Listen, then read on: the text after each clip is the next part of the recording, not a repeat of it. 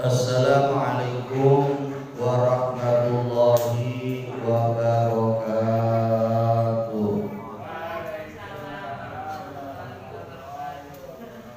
Allahumma barik lana fi Rajab wa Sya'ban. Allahumma barik lana fi Rajab wa Sya'ban wa balighna Ramadana wa sallimna min corona wa balighna Ramadana wa sallimna min corona. Bersama Allahumma lana fi Rajab wa Sya'ban. Allahumma barik lana fi Rajab wa Sya'ban wa balighna Ramadana wa sallimna min corona wa balighna Ramadana wa sallimna min corona. Bismillahirrahmanirrahim. Alhamdulillahirabbil alamin. Wassalatu wassalamu ala asrofil anbiya'i wal mursalin wa ala alihi wa ashabihi ajma'in. Rabbi shrah li sadri wa yassir li amri wahlul 'uqdatam min lisani yafqahu qawli. Amma ba'du. Yang saya hormati para alim, para kiai, para asatidz, para tokoh masyarakat, wabil khusus segenap pengurus musol dan masjid Nurul Huda. Yang saya hormati hadir tokoh kita, Bapak Ustadz Jakasi, dan yang lain-lainnya, saking banyaknya dan bisa satu persatu. Yang mudah-mudahan yang hadir pada malam hari ini, bapak-bapak, ibu-ibu semuanya dirahmati Allah Subhanahu wa taala. Alhamdulillah, pada malam hari ini kita dapat berjumpa kembali dalam rangka melanjutkan kajian-kajian kita, dalam rangka thalabul ilmi kita, dalam rangka menjalankan satu kewajiban dari Allah Subhanahu wa taala yang kita awali dari sholat isya berjamaah dan kita lanjutkan dengan nanti thalabul ilmi atau ngaji. Mudah-mudahan kajian kita pada malam hari ini akan selalu mendapat ridho Allah Subhanahu wa taala. Amin ya rabbal alamin. Sebelum ngaji, mari kita baca surah Al-Fatihah yang kita khususkan kepada mu'allim yang ngarang kitab ini. Mudah-mudahan dengan baca surah Al-Fatihah Allah taala membukakan pintu hidayah kita, membukakan alam pikiran kita, sehingga kita ngaji ini benar-benar dapat ilmu yang manfaat dunia maupun manfaat akhirat. Amin Allahumma amin. Ila hadrati habibina wa syafiina wa maulana Muhammadin sallallahu alaihi wasallam wa ala alihi wa sahbihi wa azwajihi wa dzurriyyatihi wa dzurriyyatihi ajmain wa naqussu bisultani rabbil alamin. Al-Fatihah. A'udzu billahi minasy syaithanir rajim. Bismillahirrahmanirrahim. Alhamdulillahirabbil alamin. Arrahmanir rahim. Maliki yaumiddin. Iyyaka na'budu wa iyyaka nasta'in. Ihdinas siratal mustaqim. Siratal ladzina an'amta 'alaihim ghairil maghdubi 'alaihim waladdallin. Rabbil firli wal walidayya wal mu'minina amin. Para jemaah yang saya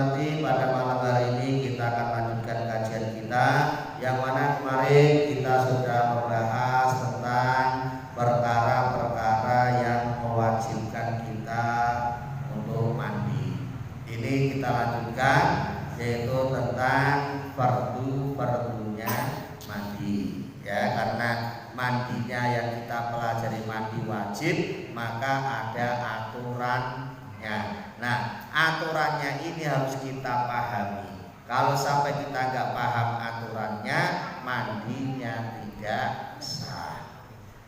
Bismillahirrahmanirrahim. Faslun wa faraidul ghusli. Adapun fardu-fardunya mandi, salah satu asya'a itu 3 perkara. Ada berapa, Bu? Ada 3. Fardunya mandi ini ada 3. Fardu itu apa? Fardu adalah sebuah kewajiban yang tidak boleh kita tinggal.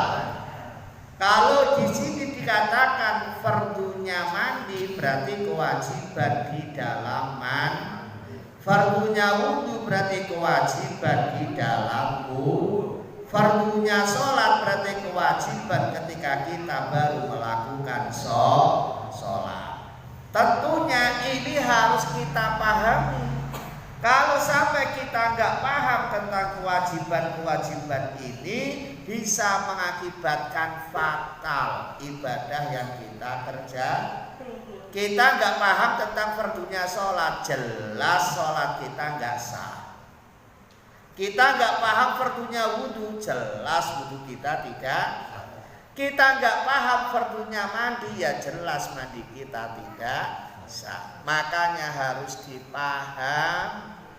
Alhamdulillah ini hanya 3 doang. Hanya 3 kan sedikit.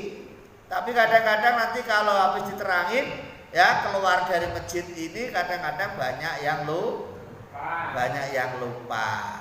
Ya, bahasanya wong Cirebon sana tuh ngajinya barlen. Kalau bubar lalen. Ya, bungen tuwa. Ini kan udah. Oh, udah ya. Nah, bungen tuwa mlebu kuping tengen metu kuping. 3 perkara itu, yang pertama adalah an-niyatu. Yang pertama adalah niat. Segala ibadah mesti ada niatnya. Sholat ada niatnya, wudu ada niatnya, puasa ada niatnya, zakat ada niatnya, haji ada niatnya. Lah mandi ini juga ada niatnya. Ya, niatnya. Nah, niat ini adalah qasdus syai'i muqtarinan bil fi'li. Niat itu suatu tujuan yang dibarengi dengan sebuah perbuatan. Itu namanya niat. Niat sholat yang pas ketika kita berdiri mau sholat itu kita melakukan niat.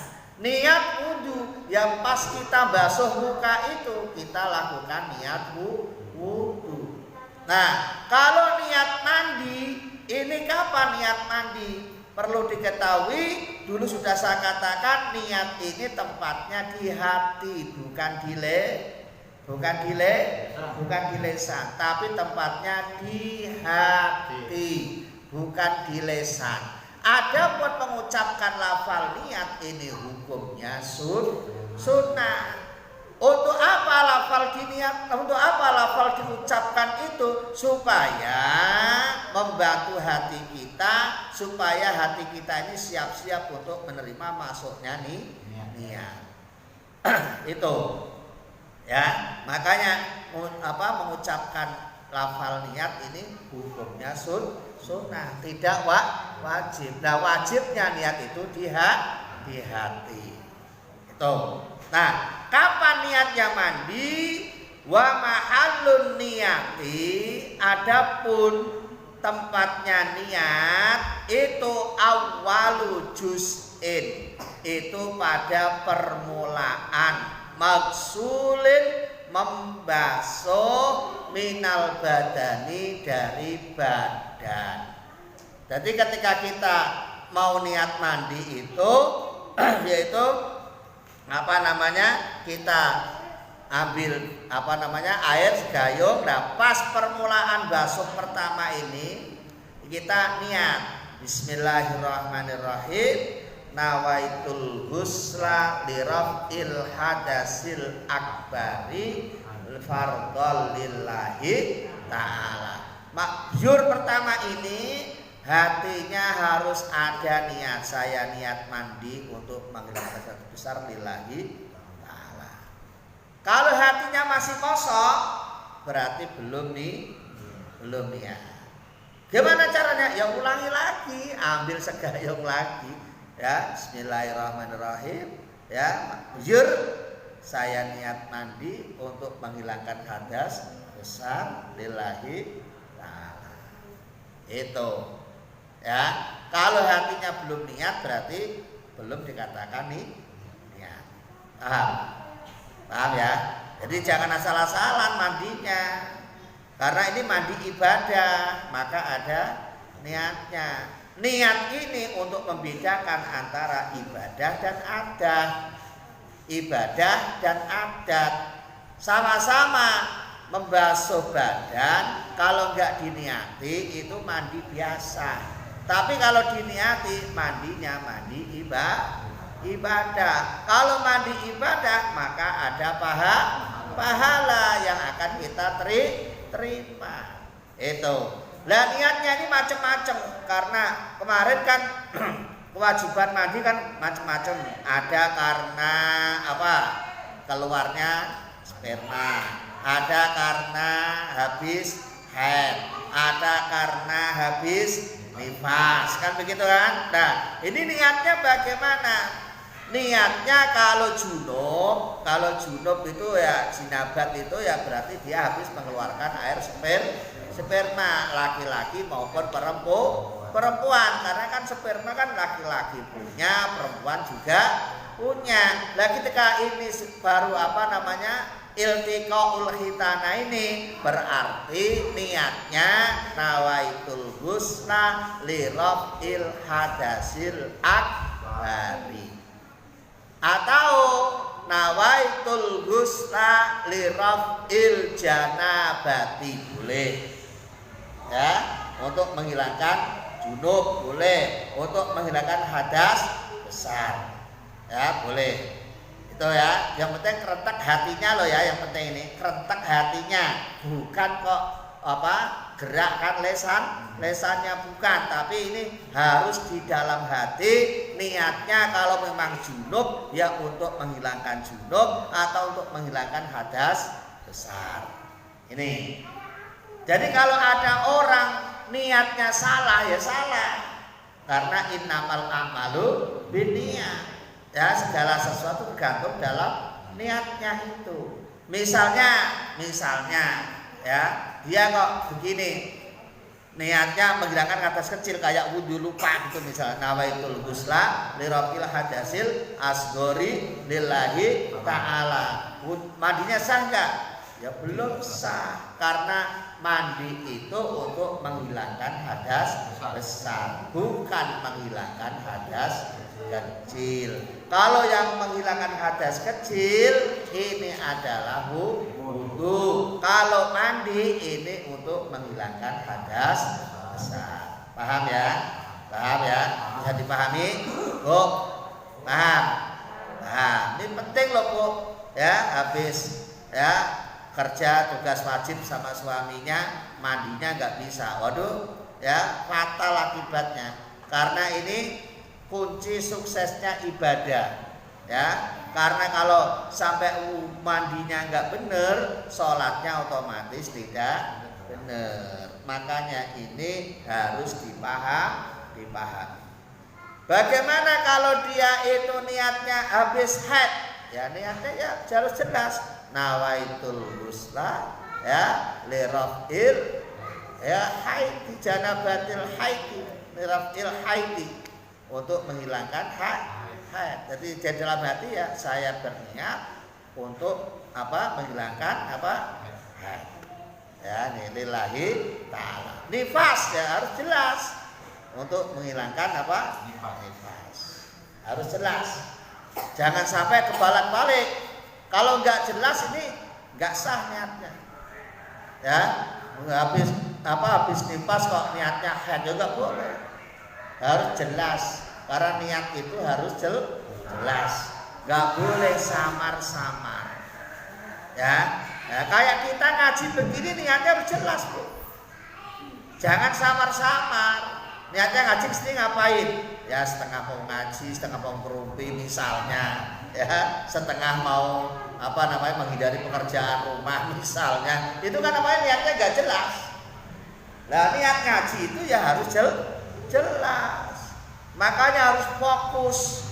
Ya, kalau niat ngaji ya bismillah saya niat ngaji ya karena Allah. Kalau udah niat ngaji maka di sini mesti fokus, mesti dia benar-benar mau ngaji. Tapi kalau salah niat di sini ya macam-macam, ada yang bengong, ada yang ngalamun, ada yang ngantuk, ada yang rumpi, ada macam-macam karena nih itu namanya salah nih. Maka niat itu penting. Niat ini urusannya dengan hati. Yang tahu kita ikhlas apa enggak ya tergantung kita sendiri. Ibu itu niatnya ikhlas apa enggak saya enggak tahu. Ya bapak-bapak ngaji itu niatnya ikhlas apa terpaksa ya saya enggak tahu. Ya kan? Yang tahu adalah yang punya hati masing-masing. Paham? Paham ya? Makanya ini yuk kita tata hati kita, niat kita supaya jangan sampai salah nih niat. Gitu ya. Jadi niatnya tadi udah saya tunjukin. Kalau junub ya karena mandinya karena junub. Ya kalau habis haid ya mandinya karena menghilangkan darah haid. Kalau nifas ya karena menghilangkan nifas. Harus jelas niatnya, jangan sampai kebolak-balik bola. Itu yang pertama. Yang kedua, wa izalatun najasati. Yang kedua yaitu menghilangkan najis. Ikana jika ada apa najis ala badanihi di atas badannya manusia. Di atas badannya. Yang kedua setelah kita niat Bapak Ibu, fardu yang kedua, kewajiban yang kedua yaitu kita harus menghilangkan najis. Jadi selain menghilangkan hadas, kita diwajibkan untuk menghilangkan najis.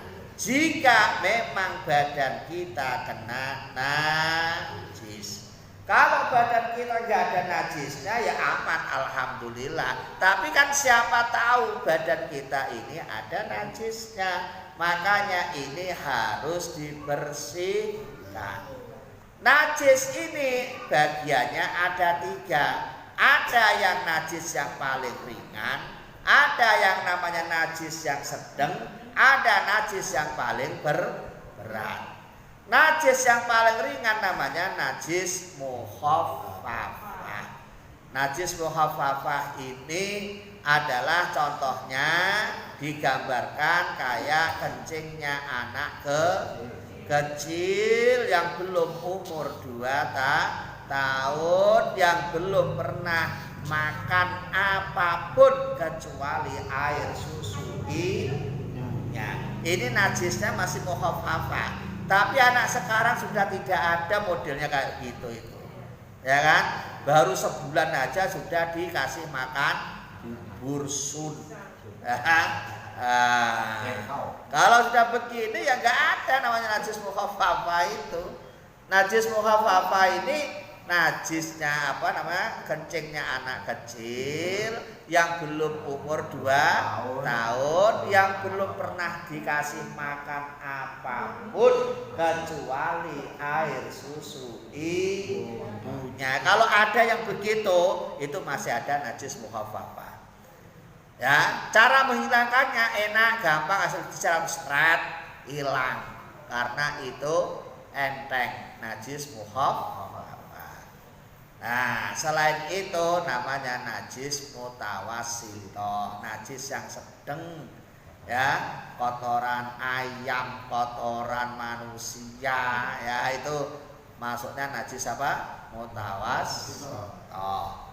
Nah, cara menghilangkannya ya 2 kali kerjaan, ya diucek-ucek, disiram, ya diucek-ucek, disiram, diucek-ucek, dibilas lagi.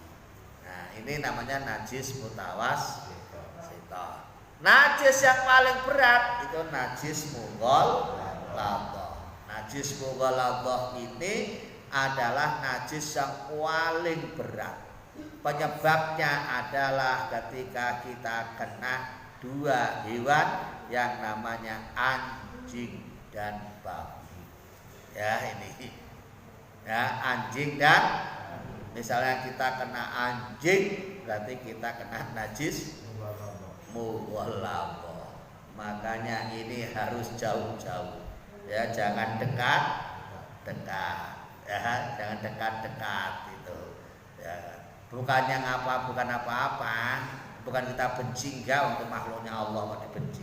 Cuma karena Allah sudah memberi batasan bahwa najis mughalladhah itu salah satu penyebabnya kena anjing, maka ya kita harus hati-hati, jangan sampai dekat-dekat yang namanya anjing, kan gitu, ya. Nah, kemarin ada yang nanya, Pak, kalau miara anjing hukumnya gimana, boleh enggak? Boleh enggak, Bu? Bu, miara anjing boleh enggak? Enggak boleh. Kasihan yang punya dong. Boleh enggak? Boleh. Orang Islam miara anjing boleh enggak? Boleh. Boleh, yang penting tidak yang enggak boleh kan menyentuhnya. Ya kan?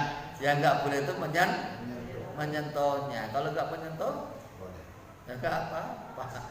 Karena yang dilarang itu menyentuhnya. Ya, yang kedua, kalau enggak menyentuh kan enggak najis namanya. Yang kedua, kalau miara anjing yang kedua harus ditempatkan khusus, jangan dilepas. Kalau dilepas itu ya enggak boleh.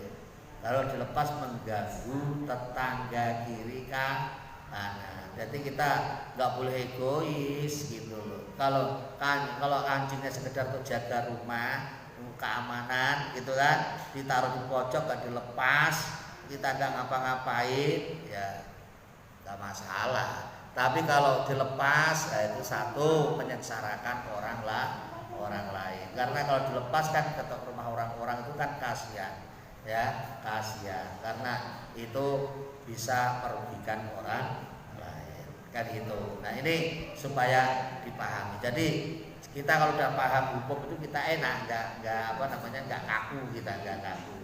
Jadi nggak terlalu nggak terlalu saklek. Segala sesuatu dengan ilmunya. Segala sesuatu dengan ilmu. Iya, kita harus tahu ilmunya. Kalau nggak ada ilmunya, repot. Gitu ya. Jadi nggak perlu dibenci, Bu. Tetangga punya anjing nggak perlu benci. Nggak boleh, membencinya nggak boleh. Ya.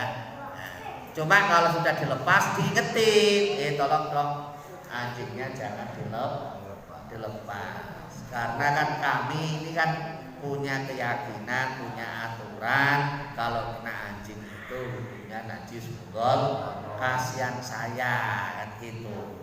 Ya, nggak perlu marah-marah. Kalau diingetin kok marah-marah, ya udah, kalau diingetin marah-marah ya berarti ya perlu diadakan tindakan. Namanya bermasyarakat kok nggak mau mengikuti aturan masyarakat. Jadi wa izalatun najasati, yaitu menghilangkan najis. Ya itu. Yang ketiga, wa isalul ma'i, dan meratakan air ila usuri sa'ri, menuju pada pangkal-pangkalnya rambut, tempat tempat tumbuhnya rambut, wal basyarati dan kulit. Ya. Yang ketiga, meratakan air ke seluruh tempat-tempat tumbuhnya rambut dan pada kulit-kulit yang ada. Jadi baik rambutnya itu rambut yang tebal maupun rambut yang tipis, maupun rambut itu yang jarang-jarang maupun rambut yang banyak. Ini semuanya harus dibasuh dengan air dari ujung rambut sampai ujung kaki. Makanya orang kita untuk meratakan itu biasanya pakai sampo. Ya, tapi ini bukan wajib pakai sampo, enggak. Orang mandi jinabat, mandi besar itu kok tidak wajib pakai sampo, enggak. Pakai sampo itu enggak wajib. Yang wajib adalah meratakan air dari ujung rambut sampai ujung kaki. Tempat tumbuhnya rambut dan kulit-kulit ini supaya kena air. Nah, untuk memudahkan itu kalau pakai sampo itu otomatis enak kan gitu. Di samping rambutnya bersih, ya air ini akan rata masuk ke dalam pori-pori. Ya ini nggak ada bedanya baik laki-laki maupun perempuan. Pak, kalau perempuan rambutnya yang panjang begitu ya tetap sama aja. Kalau mandi ya harus kena air. Ya, nggak boleh terus yang rambutnya panjang misalnya terus dikuncir gitu kan. Terus yang dibasuh itu yang bawah nggak boleh, tetap harus kena kena air. Gitu. Semuanya harus kena air. Karena ada hadis Rasul yang mengatakan tahta kulli sya'ratin janabatun. Ya, tahta kulli sya'ratin, di bawah setiap rambut itu janabatun, ada jinabat, ada hak untuk jinabat. Maka dari itu fabulus syu'ur, fabulu maka basohlah asyur pada rambut wa angku dan bersihkan al-basyarata pada kulit. Jadi perlu diketahui kenapa kok harus dibasuh dari ujung rambut sampai ujung kaki, karena perlu diketahui Bapak Ibu tiap-tiap rambut satu ini punya hak jinabat, harus kena air. Kalau nggak kena air berarti nanti mandinya tidak sah. Makanya kalau yang rambutnya panjang terlalu panjang, kalau nggak mau repot ya harus dipotong. Itu. Tapi kalau mau repot ya nggak apa-apa. Tapi yang perempuan ya tetap rambutnya harus kayak perempuan. Jangan kayak sekarang ini rambutnya perempuan dipotong kayak laki. Yang laki-laki rambutnya panjang kayak perempuan. Kan zaman sekarang kan dunia terbalik sekarang. Ya kan? Dunia terbalik ini. Ya, laki-laki sama perempuan suka dibulak-balik. Dulu yang pakai kalung itu perempuan. Sekarang laki-laki pada pakai kalung. Dulu yang pakai anting itu perempuan. Sekarang laki-laki pada pakai anting. Ya kan? Ada enggak? Pernah lihat Bu? Banyak. Ya. Sampai sekarang aja itu pokoknya udah malah macem-macem. Ya, macem-macem. Dulu itu ya yang pakai celana pendek itu laki. Sekarang perempuan banyak pakai celana pendek. Bahkan tidak hanya di rumah, di syuting pun sekarang presenter itu kalau kita lihat kalau laki-laki mesti sopan, pakai jas, pakai celana gitu kan. Giliran perempuan pakainya apa? Bupati, buka paha tinggi kan gitu kan. Bupati buka paha tinggi masih begitu ya, pakainya apa? You can select. You can see, kamu can dapat sih melihat kelek saya, pakainya simplen doang. Naudzubillah min. Itu kan di TV loh, di TV itu ditonton orang seluruh dunia. Perempuan pakaiannya seperti itu. Padahal itu mestinya haknya laki. Kan auratnya perempuan kan sudah ketahui, sudah dikaji. Auratnya perempuan adalah semua anggota badan kecuali muka dan telapak tangan. Nah ini kok sampai buka-buka Bu ya yang pantes, nggak mau pakai jilbab misalnya, pakai celana panjang, pakai baju panjang. Ini enggak, pakainya yang begitu-begitu. Ya, ini adalah salah satu tanda-tanda kiamat. Makanya nih kalau kita nggak banyak istighfar, nggak banyak ya berdoa sama Allah, ya siapa lagi yang akan menjaga keutuhan negara kesatuan Republik Indonesia ini. Kalau masih ada ngaji begini, insya Allah itu negara aman. Ya, kalau masih ada ngaji, masih ada yang jamaah, insya Allah negara aman. Tapi kalau udah nggak ada yang ngaji, nggak ada yang jamaah, ya pakaiannya auratnya nggak ada yang mau jaga, ya udah. Ya ini nanti kita akan menerima adab dari Allah Subhanahu wa Ta'ala. Ini ya, banyak itu sekarang tuh yang begitu. Dulu itu orang kampung tuh pakai jilbab. Sekarang orang kampung jarang yang pakai jilbab, malah yang pakai orang kota. Yang orang kampung pakai celana pendek. Udah ketinggalan lagi. Gitu. Ya. Sekarang cewek-cewek pakainya motor laki. Cewek pakainya Tiger naik. Nah, kalau gue lihat cewek pakai ya Allah, ya CBR. Cewek-cewek naiknya begitu. Ya. Yang perempuan, yang laki-laki naiknya malah yang beat, yang kecil gitu. Inilah gambaran kehidupan. Jadi untuk memudahkan tadi itu pakainya sampo, pakai sabun gitu kan. Itu kan untuk memudahkan meratakan air dan menghilangkan najis. Tapi jangan dipahami pakai sampo wajib, enggak. Yang wajib bukan pakai samponya, tapi yang wajib adalah meratakan airnya. Paham ya? Jadi nanti kalau mau jinabat misalnya, mau mandi nggak ada sampo, kelabahan. Nah, namanya subuh belum ada yang buka toko, nggak jadi jinabat, nggak jadi sholat subuh, atau rugi, kan gitu kan? Ya, jadi pakai sampo itu nggak wajib, sabunan nggak wajib. Yang wajib adalah menghilangkan najis dan meratakan air dari ujung rambut sampai ujung kaki. Kulit-kulitnya ini, sela-selanya ini ya di satu-satu diratain semuanya ini supaya kena air. Gitu ya. Paham? Nah. Lanjut. Setelah itu kita akan memasuki sunnah-sunnahnya mandi. Ya, fardunya mandi tadi ada berapa, Bu? 3. 1, niatnya sudah bisa.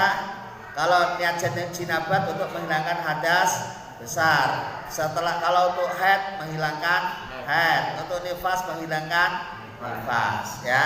Yang kedua, fardu yang kedua itu menghilangkan ketika ada di badan kita. Yang ketiga, meratakan air dari tempat-tempat tumbuhnya rambut dan kulit. Semuanya rambut loh ya. Semuanya rambut ini harus dibasuh dengan air. Jangan hanya kepala aja, baik rambut yang ada di kepala maupun rambut yang di kulit maupun rambut yang di lain-lainnya. Pokoknya kalau ada rambutnya ya harus dibersihkan. Kulit semuanya, kulit ya dari atas sampai bawah ya itu harus rata dengan air. Jangan sembrono, ya jangan sembrono. Pokoknya kalau ada gang-gang kecil itu, ya cepitan-cepitan itu harus dibersihin, ya harus dibersihin. Jangan sembrono itu. Kadang-kadang kan kita kan main husnudzon aja, udah kena, udah rata, nggak boleh begitu. Harus hati-hati dalam mandi. Ya, karena kewajibannya meratakan air dari atas sampai bawah. Ya, yang terutama yang di bagian tengah tuh Bu, bagian tengah kadang-kadang ya di selakangan itu ya harus digosok-gosok, ya harus diratakan supaya air bisa sampai ke sana. Baik, selanjutnya wasunanu. Adapun sunnah-sunnahnya mandi itu khamsatu asya'a, itu ada 5 perkara. Sunnah ini adalah sebaiknya dikerjakan. Karena apa? Karena kalau kita mengerjakan sunnah maka ada tambahan pahala yang akan kita dapatkan. Kalau kita nggak mengerjakan sunnah maka kita tidak ada tambahan pahala. Kalau kita mengerjakan sunnah maka kita ada tambahan pahala. Makanya sunnah ini sebaiknya dikerjakan. Jangan dipahami sunnah ini adalah apabila dikerjakan dapat pahala, apabila ditinggalkan tidak apa. Atau tidak ada yang melakukan sunnah, ya kan? Nah, sholat sunnah lewat. Kenapa lewat? Oh enggak, sholat juga enggak apa-apa, ya kan? Puasa sunnah lewat. Kenapa lewat? Oh enggak, puasa juga enggak apa-apa. Apalagi ya yang sunnah-sunnah itu ya lewat terus. Kenapa? Memang lewat, enggak dilakukan enggak apa-apa. Ini itu pemahaman yang keliru, pemahaman yang kurang pas. Ya, namanya gagal paham ya seperti itu. Namanya gagal paham itu. Kalau sunnah diartikan apabila dikerjakan dapat pahala, ditinggalkan tidak apa-apa. Pemahamannya, oh kalau nggak dikerjakan nggak apa-apa. Akhirnya lewat terus, nggak pernah melakukan sunnah. Kenapa?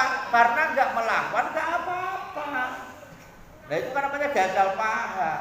Mestinya nggak begitu. Ya mestinya kita sunnah ini sebaiknya dikerjakan. Kenapa? Karena dosa kita banyak, kekurangan kita banyak. Kalau kita nggak banyak-banyak melakukan sunnah, maka kekurangan kita tidak tertutup. Kan gitu, kebutuhan kita kan banyak. Uang kita min sama plusnya banyak, minnya bukan banyak plusnya. Baiknya sama buruknya banyak buruknya. Kalau nggak percaya dihitung. Cara ngitungnya bagaimana? Gampang. Ibu-ibu kalau mau tidur nanti beli sukro 1 bungkus, pecah, taruh di depan, diinget-inget dari pagi bangun tidur. Bangun tidur tadi saya ngapain? Bangun tidur saya tadi jam 3:30 bangun, ambil air wudhu. Bagus apa jelek? Bagus. Ambil 1 taruh kanan, ya kan? Habis wudhu sholat tahajud. Bagus apa tidak? Bagus. Ambil 1 taruh kanan. Habis tahajud jamaah subuh. Bagus apa enggak? Bagus. Ambil 1 taruh kanan. Habis subuh pulang dari masjid mau nyiapin sarapan untuk bapaknya, minta uang belanja dikasih marah-marah. Bagus apa jelek? Jelek. Ambil 1 taruh kiri. Habis gak dikasih marah-marah lagi, banting-banting piring, banting-banting gelas pada pecah semuanya. Bagus apa jelek? Ambil 1 taruh kiri. Ya terus saja nanti sampai sekarang ini nanti dihitung kira-kira yang kanan sama yang kiri ya kira-kira banyak mananya. Kalau banyak yang kanan berarti ibu itu termasuk orang yang sukses. Tapi kalau banyak yang kiri itu berarti kita adalah orang yang rugi. Nah untuk menutupi itu ya kita harus nyari tambahan. Ibarat orang kerja ya kita harus mau lembur supaya kita ketutup kebutuhan kita. Kan begitu. Makanya jangan menyepelekan sunnah.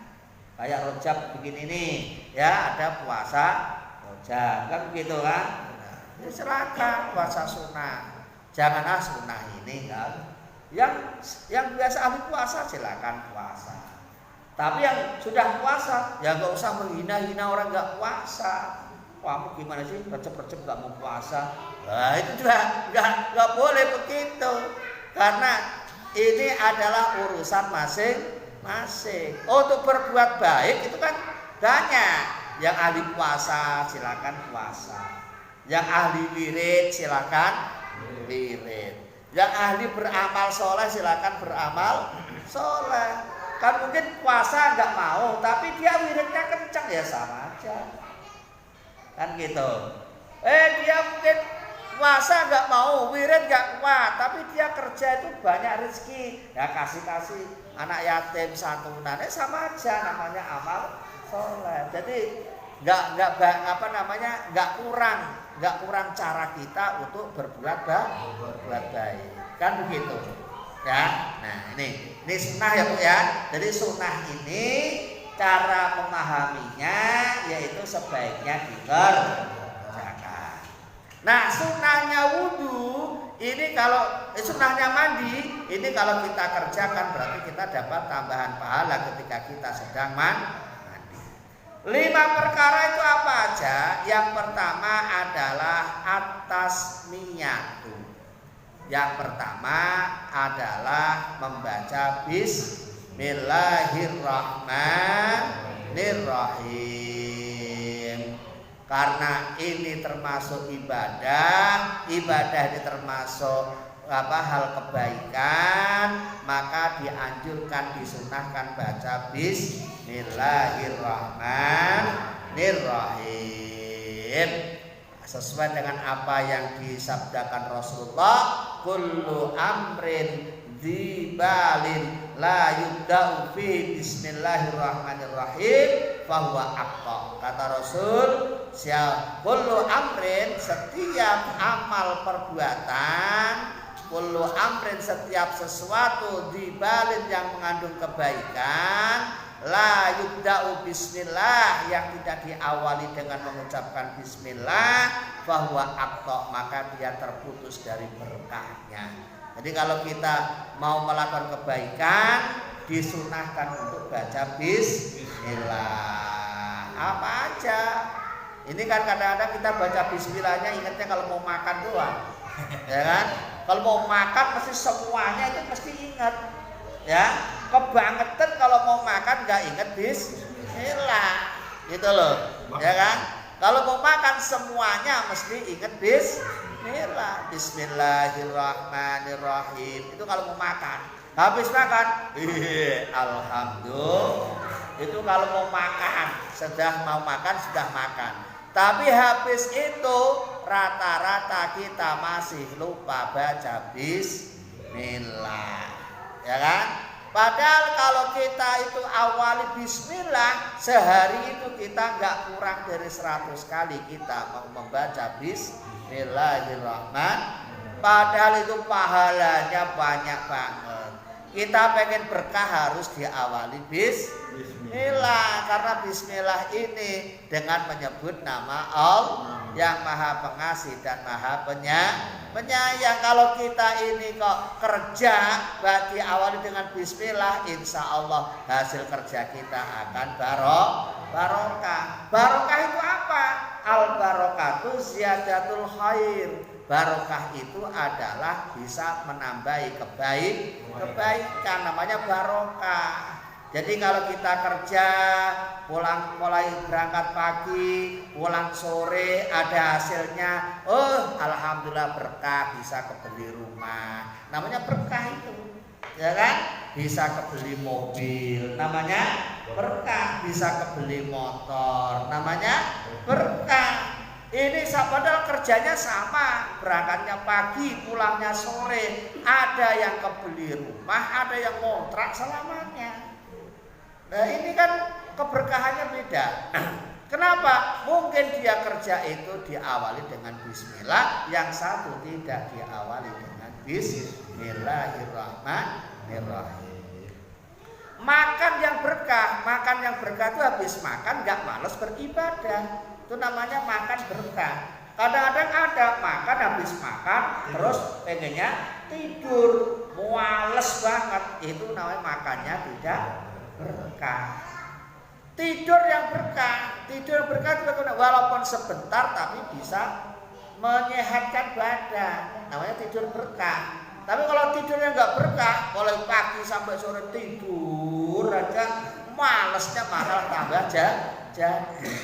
Ini namanya tidur nggak berkah. Ya, ini jadi supaya dipahami. Atasnya tuh membaca bismillah ya Bu ya. Jadi mau masak bismillah, mau nyambel bismillah, mau ngambil apa-apa bismillah. Ya, tapi kalau mau jelek jangan. Mau jelek jangan Bu ya. Mau ngambil duitnya suaminya, tengok. Bismillahirrahmanirrahim. Blok. Wah, aman, masukin dompet. Blok. Alhamdulillah. Oh, enggak boleh. Ya, enggak boleh. Kalau yang jelek-jelek jangan pakai bismillah. Karena Allah jangan diajak yang jelek-jelek. Ya, yang bagus-bagus saja. Ya, Bu ya. Jadi kalau mau jelek-jelek jangan pakai bismillah. Yang dianjurkan yang bagus ya, mulai mau apa aja yang bagus-bagus, penting yang bagus-bagus, jangan yang jelek-jelek ya, yang bagus-bagus. Yang kedua yaitu wa ghuslul yadaini, membasuh kedua tangan qabla idkhalihima, sebelum memasukkannya al-ina'a pada tempat. Ya, pada tempat untuk apa namanya? Ya, untuk digunakan untuk sebelumnya kedua tangan ini dibasuh sebelum kita menggunakan apa untuk yang lainnya. Ya, setelah bismillahirrahmanirrahim sambil mencuci kedua tangan. Dicuci dulu tangannya. Kenapa kok tangannya dicuci? Kemarin di wudu sudah dijelaskan, tangan ini kan kerjaannya banyak. Ya, tangan itu kerjaannya banyak. Kadang-kadang pegang yang bagus-bagus, kadang-kadang pegang yang kurang bagus. Kadang-kadang memegang memegang barang yang suci, kadang-kadang memegang perkara yang najis. Makanya untuk memantapkannya, ini tangannya disuruh mencuci. Paham? Apalagi kalau bangun tidur. Orang tidur itu tangannya nggak ngerti, operasinya kemana-mana kita nggak ngerti. Kadang-kadang operasinya di bagian atas. Kalau operasi bagian atas aman, kalau operasi bagian bawah aman. Tapi kalau operasi tangan di bagian tengah, ini yang berbahaya. Makanya kalau bangun tidur, kita mau wudu, kita mau mandi, tangannya dicuci dulu. Tuh. Yang ketiga, wal wudu'u qablahu. Yang ketiga yaitu wudu sebelum mandi. Wudunya bagaimana?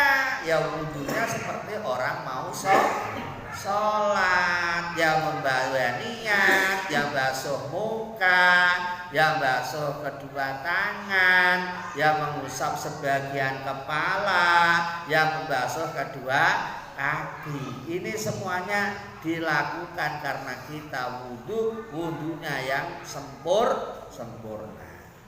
Nah, ini cara-cara seperti ini juga dulu dilakukan oleh Rasulullah Sallallahu Alaihi Wasallam. Ya, kata Rasul, idak tasala ketika mandi, minal janabati karena jinabat. Idak tasala ketika mandi siapa Rasul, minal janabati dari mandi jinabat, tawaddoa maka wudu siapa Rasul, wudu'ahu seperti wudunya lissolati karena mau sholat.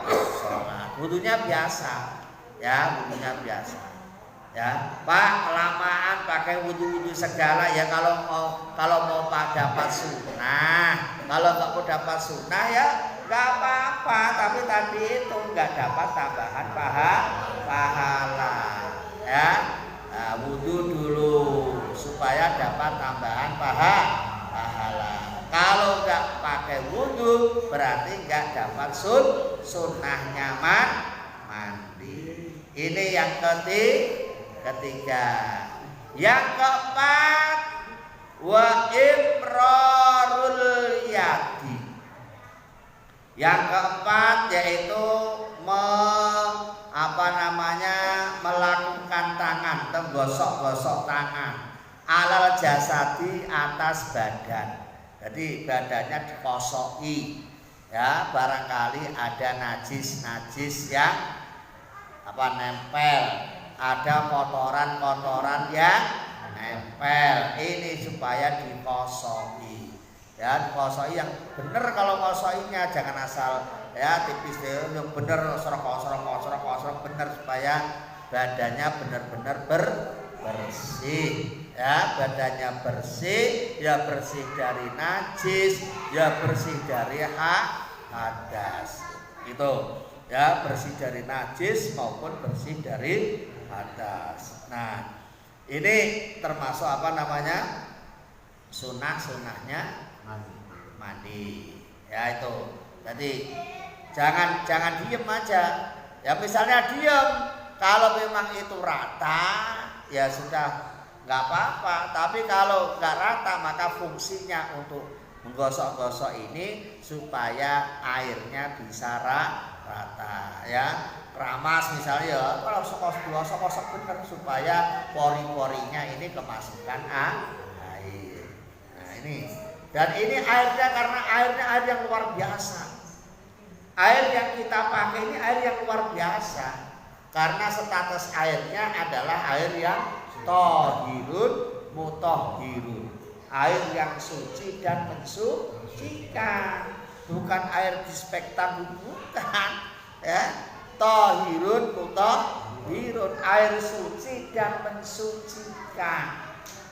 Itu kalau kita ini sudah sering kemasukan kena air tohirun mutohirun, insya Allah bisa mendapatkan banyak berkah. Misalnya pori-pori kita ini kok kena kita basuh air semua, ya kena air yang tohirun mutohirun tadi itu, insya Allah ya kita akan enteng dalam berpikir, ya tindakan kita insya Allah akan menuju pada tindakan-tindakan yang benar. Kenapa? Karena sering kena air tohirun mutohirun. Beda kalau kita kena air yang tidak tohirun mutohirun, Pak. Beda. Makanya bisa dilihat orang yang ahli ibadah dengan orang yang ogah-ogah ibadah tetap berkahnya kelihatan. Pasti orang yang ahli ibadah dengan orang yang ogah ibadah hidupnya mesti tetap beda. Tenang orang yang ahli ibadah. Kenapa kadang-kadang kita kok blangsak, kadang-kadang kita kok gerangsang? Karena kita kadang-kadang jarang kena air tohirun mutohirun. Wudu kena tohirun mutohirun sehari minimal 5 kali. Lah kita kok disuruh 5 kali, kok hanya 3 kali. Berarti kan punya utang 2. Kalau banyakkan utang ya blangsak. Namanya banyakkan utang, hidupnya banyak utang, maka mengakibatkan sengsara karena orang punya utang kan sengsara, ya kan? Orang punya utang tuh hidupnya nggak tenang karena merasa punya utang. Ini, ya makanya ini, mari air yang tohirun mutohirun ini harus kita selalu gunakan untuk membasahi badan kita supaya hidup kita ini tenang. Itu, ya ini kalau sampean sudah saya kasih begini nggak yakin, ya terserah. Tapi ini yang saya sampaikan ini adalah harus diyakini bahwa kalau orang itu sering kena air tohirun mutahhirun, mesti hidupnya akan berkah. Pasti, ya pasti. Nggak ada ceritanya orang yang sudah rajin ibadah, rajin sholat itu hatinya nggak tenang, nggak ada. Ya pasti tenang. Walaupun dia itu secara ekonomi miskin, tapi kan hatinya kaya, ya kan? Nah, itu. Jadi kalau sudah di dunianya miskin, akhiratnya miskin, kan sengsara dunia akhirat. Padahal doa kita mintanya kita fid dunya hasanah wa fil akhirati hasanah. Pengennya kan di dunia sejahtera, di akhirat ya sejahtera.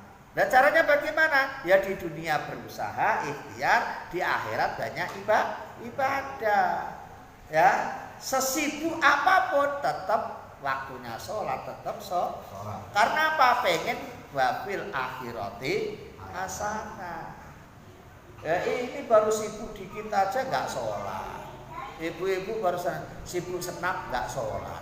Gara-gara senam aja nggak sholat asar, ya kan? Nggak sholat subuh gara-gara sibuk senam. Bapak-bapak misalnya sibuk kerjaan lembur, ya tetap harus ingat sholat. Nggak boleh kita meninggalkan sholat karena kita punya tujuan. Tujuannya apa? Wafil akhirati hasanah. Kalau wafil akhirati nggak pengen hasanah ya nggak apa-apa, silakan. Saya pengen dunia aja lah, nggak pengen akhirat. Ya monggo, itu haknya bapak ibu. Tapi kan orang kan pasti, semua orang pasti mati. Mati itu urusan akhirat. Ada orang nggak mati? Ada nggak? Hah? Bu, pengen hidup terus apa pengen mati? Ada kematian. Pak, pertanyaannya susah jawabnya. Pengen hidup terus, pengen mati. Masuk mati pengen, Pak. Ada kematian. Ada. Kalau disuruh pilih itu loh ibu-ibu, pengen hidup terus, paling nanti ada batasnya. Pengen mati. Kalau hidup terus, ibu bisa lihat orang kalau udah umur 80 tahun, hidupnya itu nikmatnya gimana kira-kira? Sedikit. Sudah nggak merasakan nikmatnya udah dicabut, banyak yang dicabut. Ya makanya ini mumpung belum 80 tahun kita gunakan untuk banyak-banyak ibadah kepada Allah Subhanahu wa taala. Yang paling penting sholat. Udah sholat aja lah, nggak usah macem-macem, sholat aja dibenerin, nggak usah mikir yang aneh-aneh. Ya sholat. Makanya Isra Mi'raj ini ya yang diperintahkan oleh Allah pada Muhammad adalah sholat. Karena sholat ini yang paling penting. Tuh. Kemudian wal mualatu dan mualah. Mualah ini artinya seketika, tidak ada jeda. Bahasa fikihnya nuli-nuli. Nuli-nuli itu langsung, tidak ada jeda. Tadi kan fardunya mandi ada berapa? Ada 3. Yang pertama niat, yang kedua apa? Yang kedua menghilangkan najis, yang ketiga meratakan air. Nah, ini kalau mualah harus seketika itu, blek itu kita dapat sunnah. Tapi misalnya dicicil, boleh nggak dicicil? Boleh, tapi nggak dapat sunnah. Ya, dulu ada pernah cerita, ada punya cerita itu. Ada santri jadi pengantin baru. Santri ini kan benar-benar santri, pinter, ilmunya banyak. Jadi pengantin baru. Nah, namanya pengantin baru, ya kan biasa bulan madu malam pertama, kedua, ketiga, keempat, kelima. Setiap malam itu setiap habis berhubungan sama istrinya itu dia mandinya incil yang dibasuh muka dibujur kepalanya dulu.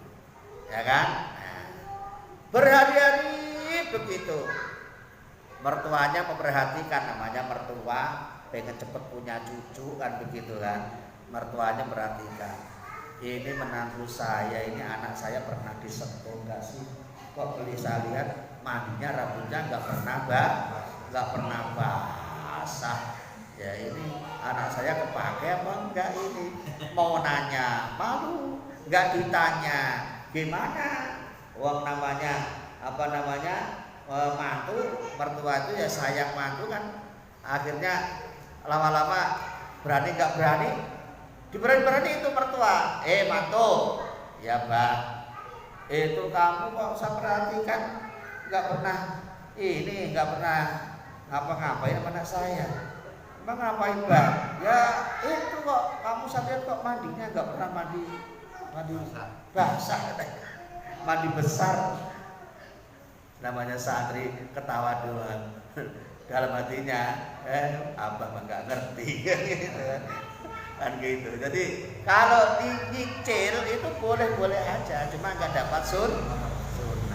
Yang penting kan niatnya, niat dibasuh dulu, habis itu istirahat, nanti dilanjut lagi boleh, ya boleh. Tuh. Yang terakhir watakdimul yumna alal yusra, mendahulukan yang kanan dan mengakhirkan yang kiri. Itu apabila ada anggota yang berpasangan, ada kanan, ada kiri, ini disunahkan yang kanan dulu, kemudian yang kiri, gitu ya. Kayak tangan, ada tangan kanan, ada tangan kiri. Kaki, ada kaki kanan, ada kaki kiri. Tapi kalau pipi nggak boleh pipi ya bareng. Ada pipi kanan, walaupun ada pipi kanan, pipi kiri, tapi itu nggak ada sunnahnya, bareng aja ya. Nah, ada mata kanan, ada mata kiri. Oh nggak bisa lah dibasuh kanan dulu, nggak bisa ya. Ini kalau mata, pipi, apalagi mata, pipi, telinga ya, telinga ini bareng. Yang ada watak di yumna ini hanya tangan dan kaki, gitu ya. Nah, ini sering kita dengar di wudu juga ada, di mandi juga ada. Ini sebenarnya isyarat apa? Ini isyarat bahwa kita dalam kehidupan ini harus mementingkan urusan-urusan yang lebih penting daripada urusan-urusan yang tidak penting. Penting ukurannya di mana? Penting ini ukurannya adalah urusan-urusan akhirat harus diutamakan daripada urusan-urusan dunia. Contoh, sholat sama senam, penting mana? Sholat. Tapi kadang-kadang kalau kita belum sholat sudah disamper temennya, kita sholatnya seenaknya sendiri kan gitu ya. Habis asar ya, senamnya habis asar ya. Senamnya habis asar nih, sebetulnya kita belum sholat asar, temannya udah nyamperin, ayo berangkat. Iya tunggu sebentar ya, tak sholat sebentar loh, sholatnya lo sebentar, senamnya lama. Begitu nggak kira-kira? Iya. Oh, sholatnya udah nggak kusuk, udah nggak kusuk sama sekali. Wudu ya plak udah. Allah Akbar. Assalamualaikum. Yuk berangkat. Itu namanya kita kebolak-balik bolak.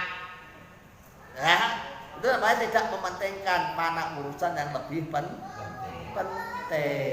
Gitu loh. Dalam Islam ini harus kita bisa memilah-milah mana urusan yang lebih penting, mana urusan yang setengah penting. Makanya sampai misalnya ini ada air Air ini kita mau sholat wudhu harus pakai air. Sementara airnya hanya sedikit, airnya segini-gininya doang. Oh, airnya segini-gininya doang. Kira-kira gimana? Kita sholatnya prei apa tetap sholat? Tetap sholat. Sholatnya pakai apa? Pakai tayamum. Kan gitu. Sholat tetap sholat. Masak tetap masak. Karena mau masak nggak ada air ya tetap pakai masak airnya. Jangan berlaku begini, mati juga nggak apa-apa, nggak makan pakai wudhu aja airnya. Katanya ustadznya kan kemarin kan harus mementingkan urusan akhirat ketimbang urusan dunia. Namanya gagal paham lagi yang ya, namanya gagal paham lagi. Jadi kita ini harus tahu mana yang lebih penting, mana yang setengah penting, mana yang tidak penting. Kalau nggak penting ya nggak usah inilah. Wirid, penting apa enggak? Penting. Wiridnya 10 menit aja udah lama. Nonton sinetron 2 jam masih kurang. Kok ketawa? Diajak wirid, ya, baru diajak wirid istighosah wirid misalnya. Paling 20 menit itu loh udah banyak protesnya. Ya, 20 menit udah protes. Bokongnya udah geser kanan, geser kiri, matanya sudah ngantuk, tek ini, ya. Nah, ini kadang-kadang kalau nggak ngantuk, protes, suaranya dikenceng, Allah. Kadang-kadang kan suaranya udah nggak ikhlas mulai, ya. Ini ya. Jadi kalau kita sudah ahli ibadah harus bisa mementingkan urusan yang lebih penting. Paham ya? Ya, mudah-mudahan ini nanti bisa diamalkan dalam kehidupan sehari-hari. Ini kalau zikir tuh nggak penting tuh ikhlas, ya. Nah, jangan kelewat-kelewat zikirnya. Kadang-kadang la ilaha illallahnya dibuang-buang, la ilaha illallah. Ilallahnya ke sana. Jadi Illallahnya kemana mestinya? Illallahnya ke sini di hati. Ya, jangan begini. La ilaha illallah mau jalan-jalan ke sana-sana. Enggak pernah berhenti di hati. Illallah harus di hati. Di hati supaya hati itu kemasukan lafal-lafal Allah. Ya, kalau hati sudah dimasukkan lafal-lafal Allah, insya Allah hatinya akan di hati yang mutmain. Amin Allahumma amin. Demikian yang bisa saya sampaikan. Mudah-mudahan bermanfaatnya.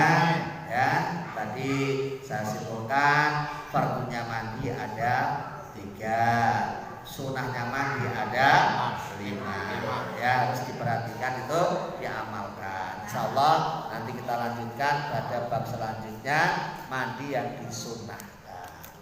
Mudah-mudahan bisa bertemu kembali dan bisa melanjutkan pengajian lagi. Amin Allahumma amin. Astaghfirullah Rabbal baraya.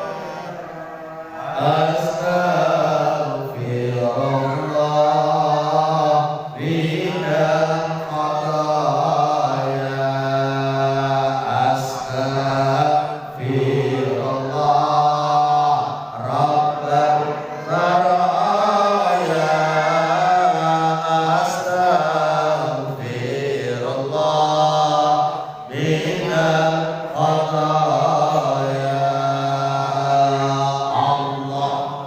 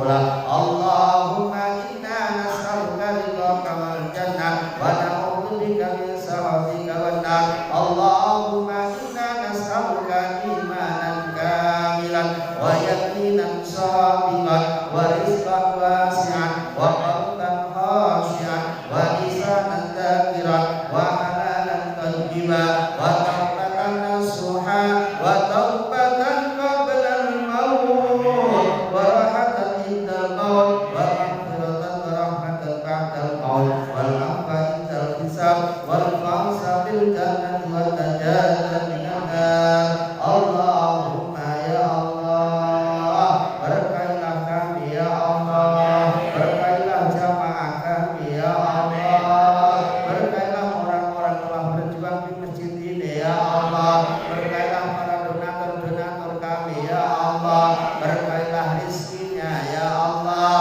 berkailah keluarganya ya Allah, berkailah hidupnya ya Allah, berkailah ilmunya ya Allah, berkailah ibadahnya ya Allah, sebagaimana Engkau memberkahi orang-orang telah Engkau sayangi ya Allah. Ya Allah ya Tuhan kami, janganlah Engkau biarkan kami dalam keadaan dosa ya Allah, kecuali Engkau ampuni segala dosa-dosa kami ini ya Allah. Janganlah Engkau biarkan kami dalam keadaan kekurangan ya Allah, kecuali Engkau cukupkan semua kebutuhan kami ini ya Allah.